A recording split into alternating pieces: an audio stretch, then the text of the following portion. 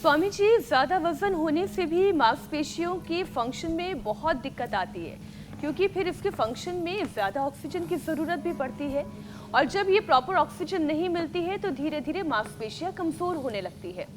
लोग थकान से ग्रसित हो जाते हैं, कहते हैं एनर्जी लो हो रही है। स्वामी जी, वैसे तो नवरात्रि में लोग व्रत और उपवास भी करते हैं, लेकिन वजन घटाने के अभियान को हमें तो हमेशा ही जारी रखना होगा ताकि मांसपेशियों पर से ये वजन कम हो और बीमारियां दूर रहें। ये एकदम ठीक कहा आपने। एक तो मसल्स के लिए हेल्दी और बहुत ही जिसको कहते हैं हल्का और नैसर्गिक प्रोटीन जो स्पिरुलिना में होता है और दालों में होता है, दूध दही में होता है और सोया में होता है, उसका प्रयोग करना। इसलिए आज हमने अपने आहार व्यवस्था में भी उसकी तैयारी कर रखी है। वो लास्ट में भी बताएंगे, जो एक दोनों पर्सन कर सके एक एक से भी करें। मसल्स के लिए प्रोटीन और उसके आंतरिक पोषण के लिए, इसलिए मैंने यहाँ पूरा प्रोटीन का जो नेचुरल सोर्स है वो पूरे आज यहाँ पर इसका पूरा प्रदर्शन किया हुआ है। Vitamin D, B12, calcium, iron आदि ये भी ठीक होना ज़रूरी है। ये हमारी नस नाड़ियों के पोषण के लिए। तो स्पिरुलिना ये प्रोटीन का सबसे माइक्रो नैनो वर्जन है और मोरिंगा ये विटामिन B12 का जो नस नाड़ियों में दर्द होता है ना, मोरिंगा और स्पिरुलिना ये हमने वैसे भी टैबलेट के फॉर्म में भी सबको उपलब्ध करवाया है। और वैसे ये तो सहजना तो सब जगह सहज रूप से उपलब्ध है, इसलिए सहजना है। तो सहजना रोज लो ले लेंगे, उनके शरीर में झुनझुनी सी, ब्लड सर्कुलेशन की कमी, क्रैम्प्स आना, नस नाड़ियों की बीमारियां ये नहीं होंगी। फिर मल्टीग्रेन आटा, दालें और तेल आदि के बारे में तो मैंने बताया। लेट करके ये 3 अभ्यास, अर्धहलासन, पादवृत्तासन, द्विचक्रिकासन, उल्टे लेट के भुजंगासन और स्थितकोणासन, चक्की आसन। देखो ये भुजंगासन सर्वासन के बाद अब देखो ये स्थितकोणासन, चक्की आसन, पश्चिमोत्तानासन। ऐसे ही कर लेंगे, पैर सीधे ऐसे या ऐसे पंजे यूँ तान के या नीचे की ओर दबा करके ऐसे, फिर ऐसी निरंतरता के साथ ऐसे करना है। ये ऐसे और ऐसे, और गर्म पानी पीना है, वेट गो, मेदोहर।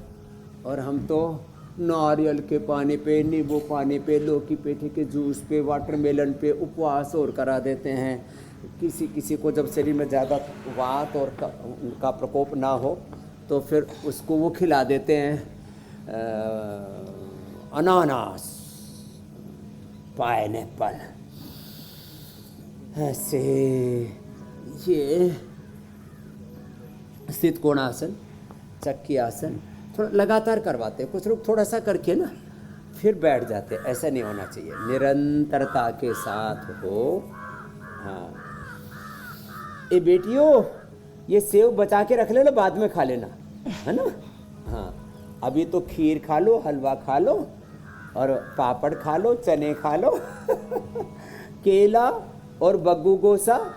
हाँ कुछ तो इतने बावड़े हैं, चिप्पी भी उतार के नहीं दी बग्गू गोसा की और सेव की, तो ये बाद में चिप्पी उतार के खा रहे, चिप्पी के साथ नहीं खाया जाता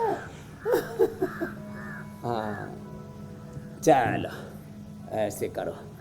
तो आज तो बेटियों की मौज है।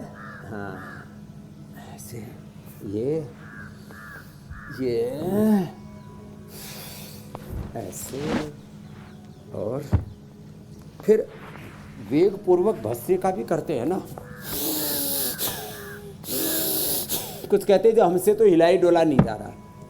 तो लंबे श्वास भरने से वेट कम होता है, कोलेस्ट्रॉल कम होता है, शुगर कम होता है, कैंसर दूर होता है, अर्थराइटिस अस्थमा दूर होता है, कमजोरी दूर होती है और इम्यूनिटी एकदम स्ट्रांग हो जाती है और पूरे शरीर में प्राणों का संचार होने से जीवनीय शक्ति का भी संचार हो जाता है। जिनके मसल कमजोर है ना, माँ बहन बेटियों को ये शतावर और पुरुषों को अश्वगंधा, और बाकी सब के लिए ये इम्यूनोग्रेट पाउडर, इम्यूनोग्रेट वटी, इम्यूनोग्रेट गोल्ड भी हम देते हैं। बाकी तो मैंने गोंद का प्रयोग और बताया, हड्डियों को ऐसे फौलादी बनाने के लिए बड़ा ज़बरदस्त है। जी मेरी बहन। स्वामी जी, शारदीय नवरात्र के बाद फिर धीरे धीरे सर्दी का एहसास शुरू हो जाएगा। मांसपेशियों के साथ साथ शरीर के जॉइंट्स पर पड़ने वाले असर तो सर्दियों के मौसम में और ज़्यादा बढ़ जाते हैं।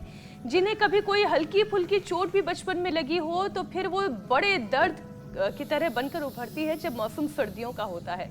तो स्वामी जी, ऐसा क्या करें, चाहे वो खान पान हो, चाहे वो योगाभ्यास हो, जिससे कि जोड़ मजबूत रहे। एक सेशन जोड़ों के दर्द के लिए भी।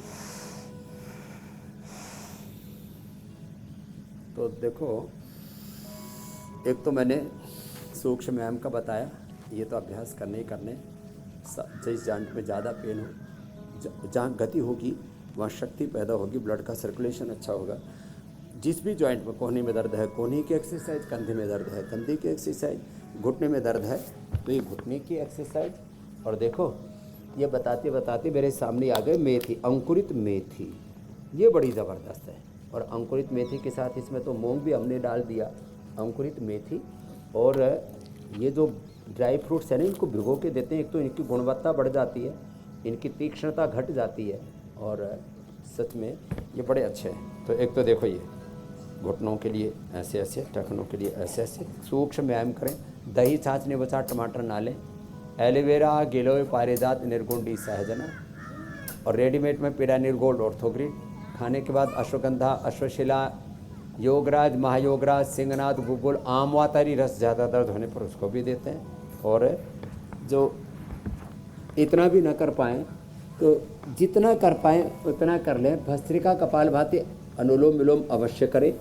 परहेज बहुत ज़रूरी है, पथ्यापथ्य, भक्षाभक्ष्य, ये डाइट पर ना, अब तो डाइटिशियन भी जो है ना सब बोलने लग गए कि भाई शुगर बढ़ा हुआ है तो चीनी बंद करनी पड़ेगी ना। यदि बीपी बढ़ा हुआ है तो नमक, यदि शरीर में बहुत इन्फ्लेमेशन है तो जंक फूड, फास्ट फूड, ये सब बंद करना पड़ेगा ना। तो खाने पीने पर ध्यान तो विशेष रूप से देना ही पड़ेगा।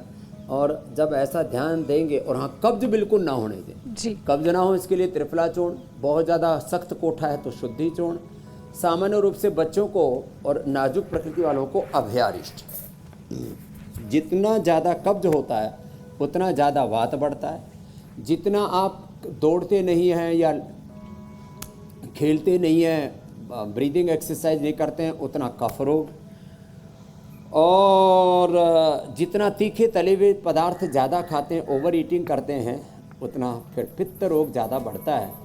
इसके लिए अब ऋतु परिवर्तन के समय हम बोलते हैं कफ ना बढ़े तो नस्य, पित्त ना बढ़े तो सप्ताह में एक बार वमन, और एक बार बस्ती भी कर लें ना, या सप्ताह में एक बार त्रिफला चूर्ण भी ले लें तो वात का प्रकोप नहीं होगा। और जो आप बता रहे थे कि जैसी सर्दी का आगाज़ होता है तो हड्डियाँ ऐसे जकड़ने लगती हैं, पुरानी चोट उभरने लगती है, उसमें दूध में हल्दी, शिलाजीत और लाक्षादी गुग्गल और दे देते हैं मेरे बहन, फिर तो अप्रतिम लाभ हो जाता है।